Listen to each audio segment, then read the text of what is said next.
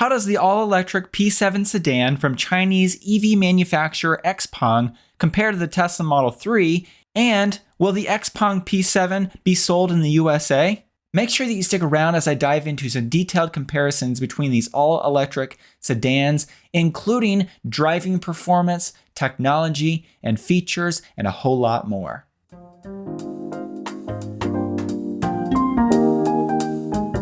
While the all-electric P7 sedan from Chinese EV manufacturer Xpeng is not available in the USA, according to an article from Electrek, last year the company did secure a permit to test the P7 on US roads. They even have an office in Mountain View, California under the name X Motors AI, which appears to be focused on autonomous driving software. This all seems to make a US version of the P7 sometime in the future a possibility. Besides their home market in China, where they have delivered over 40,000 P7s since its launch in mid-2020, according to an August press release from Xpeng, they recently shipped the first batch of P7 smart electric sedans to Norway, with customer deliveries expected in the fourth quarter of this year, 2021. When it comes to pricing and available models, the Xpeng P7 is available in a standard range, long range, and super long range rear-wheel drive variant, as well as a four-wheel drive high-performance version. Right now in China, Tesla offers a standard range Model 3 and also a performance Model 3. And as you can see, the standard range Model 3 is about the same price roughly as the standard range Xpeng P7. Also, with the performance version of the Model 3, that price is identical to the starting price of the four-wheel drive high-performance Xpeng P7. For reference, I went ahead and converted these prices over in this chart to United States dollars so you can get an idea after the available subsidies what these prices look like in United States dollars. Also, as I mentioned, the Xpeng P7 is being exported to Norway in either a rear-wheel drive long-range version or the high-performance four-wheel drive version. And Xpeng has mentioned that this vehicle in Norway will have a price starting at around 440,000 Norwegian krone. When you take a look at a pricing comparison between the Tesla Model 3 long range, which is available in Norway, and you compare that to the Xpeng P7 long range version, the Tesla is slightly more expensive. However, the Tesla Model 3 has an all-wheel drive powertrain, whereas the long-range version of the P7 is only a rear-wheel drive model. Xpeng has not yet announced pricing for the high-performance version of the P7 in Norway. When it comes to exterior style, the P7 is slightly larger and heavier than the Tesla Model 3, but it's not quite as large as the Tesla Model S. The P7 features a very clean and curved front end with a thin light strip running across the front of the vehicle, and I especially love the rear of the P7, which features a beautiful sweeping Model S-esque rear roofline and a distinctive thin light bar that runs across the entire back of the vehicle. The side profile of the P7 looks very much like the Tesla Model S, including very similar shaped side panels to the Tesla Model S, similar curves, and almost an identically shaped roofline. The resemblance is especially noticeable when you look at the side glass windows and the trim, which looks very similar to the Tesla Model S as well. While I do personally prefer the exterior design of the Tesla Model 3 over the P7, Xpeng did design a great-looking EV that is sure to turn heads. When it comes to interior style, like the Tesla Model 3, the P7 interior is very clean and modern with few physical buttons. However, unlike the Tesla Model 3, which only features a very large 15-inch central touchscreen, the Xpeng P7 also features a display in front of the driver in addition to the central touchscreen. In the P7, the integration of the front touchscreens into the dash remind me a lot of what the Ioniq 5 looks like inside. However, the rest of the interior style is quite unique to the P7.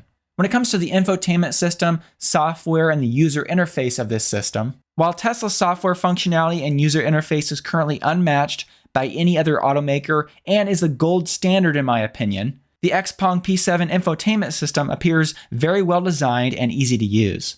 The P7 user interface is very modern and responsive and is likely better than other competitors besides, of course, Tesla. When it comes to some of the technology built into the infotainment system and built into the interior of the P7, like the Model 3, the P7 also features voice-activated controls, in-car games, cellular internet connectivity, smart navigation, and even a karaoke app.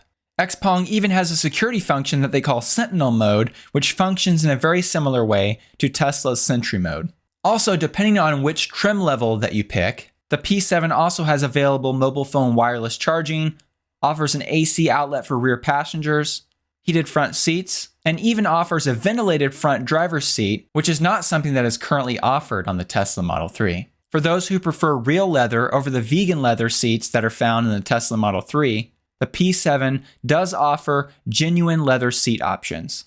Overall, the P7 interior does look very nice and is very impressive with a lot of great features. However, I do still prefer the Tesla Model 3 interior over the P7, but there's no denying that Xpeng did a great job with the design of the P7 interior.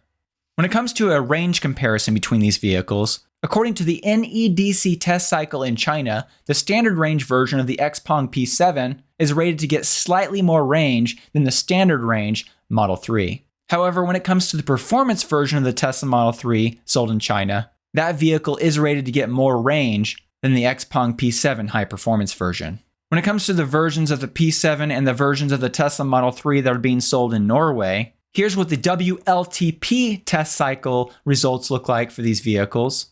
And as you can see in this case, the long-range, all-wheel drive version of the Tesla Model 3 is rated to get quite a bit more range than the long-range, rear-wheel drive Xpeng P7. And the performance version of the Tesla Model 3 is also rated to get more range by the WLTP test cycle than the high-performance, all-wheel drive Xpeng P7.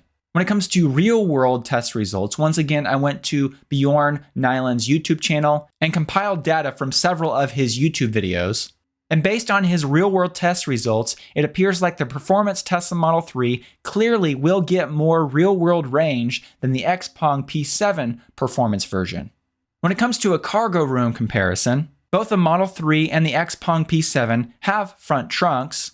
However, the Tesla Model 3 trunk, rated at 3.1 cubic feet of space or 88 liters, is larger than the Xpeng P7.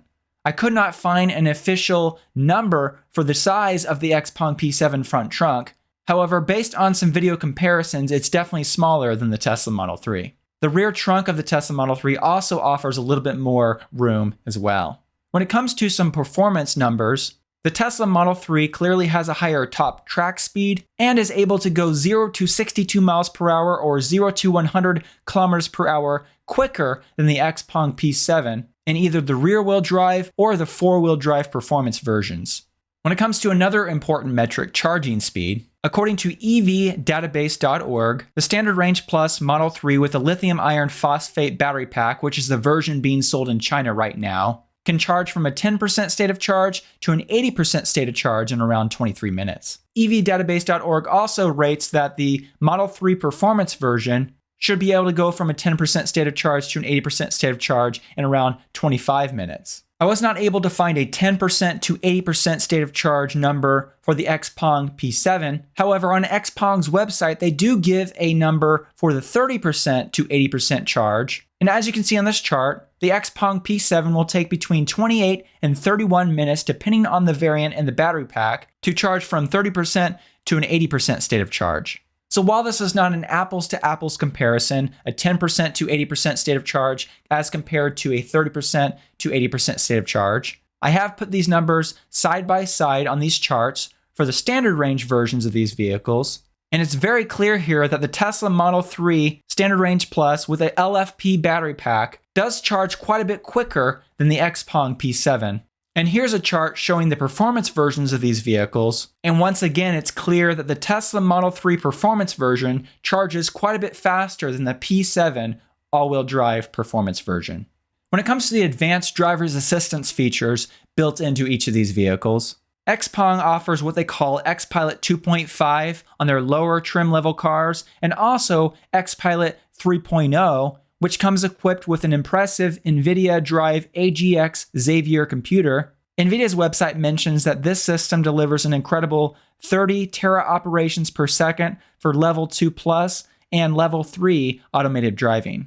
For comparison, the Tesla full self-driving computer consists of 2 redundant chips, each rated at 72 tera operations per second, and with these 2 chips combined, this gives Tesla's full self-driving computer the ability to process 144 tera operations per second. When it comes to the various sensors built into the Xpeng P7 and the Tesla Model 3 that allow for these driver's assistance features, if you get an Xpeng vehicle equipped with the XPilot 3.0 system, it includes 5 high-definition millimeter wave radar sensors, 12 ultrasonic wave sensors, and 14 cameras. In contrast, Tesla recently removed the front-facing radar sensors from the Model 3s manufactured for the North American market. However, as far as I know, the vehicles that are manufactured for Europe and China, these vehicles still have radar sensors. Tesla also has ultrasonic sensors around the vehicle. However, mostly Tesla relies on what they call Tesla Vision, which are the cameras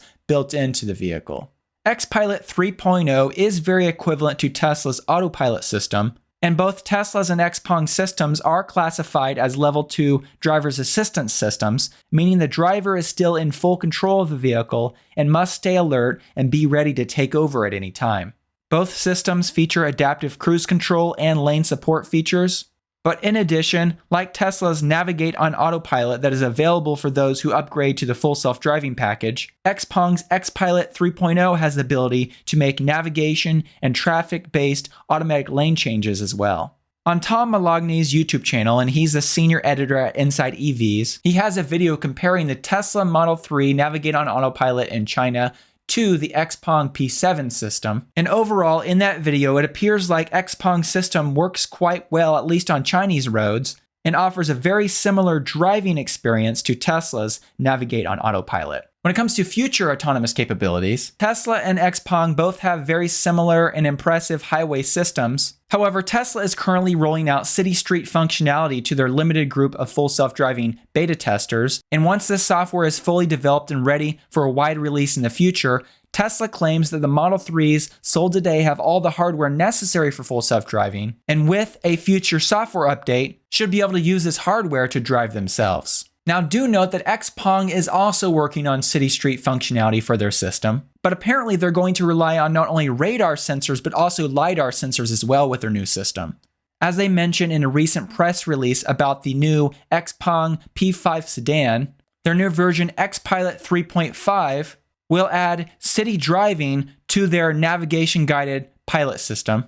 And they also mentioned multiple times in this press release that XPilot 3.5 will feature LiDAR sensors. The last comparison that I like to make comes down to driving dynamics. How well does the P7 handle in actual performance driving? In an August 2020 article for The Drive, John Volker tested the P7 high-performance version, and he mentioned in this article the P7 is definitely set up to be cushier than any Tesla, and he mentioned that the P7 would need some serious attention to its suspensions, tires, and brakes before an attempted launch in America. He went on to say in hard braking at higher speeds, the tires lost traction more than once on the relatively smooth asphalt and triggered the anti-lock brakes. When it comes to cornering, he mentioned it's easy to get the tires to squeal in fast turns. And again, the anti-lock brakes kicked in a few times when the brakes alone should have sufficed. He also mentioned regenerative braking, even on the stronger of the two settings, was weaker than that of Tesla, and that it also lagged slightly when engaging, and the resulting deceleration didn't feel entirely linear. Do let me know what you think in the comments section below. Would you purchase the Xpeng P7 if it were available in your country? Well, thank you so much for watching this video all the way through to the end. I'd like to take this moment to thank the Patreon supporters who support me every month and help make this content possible. A special thank you to my performance supporters and also the other supporters listed on the screen. If you'd like to find out more about the Patreon community I've set up, I'll put a link in the description below. Thank you so much.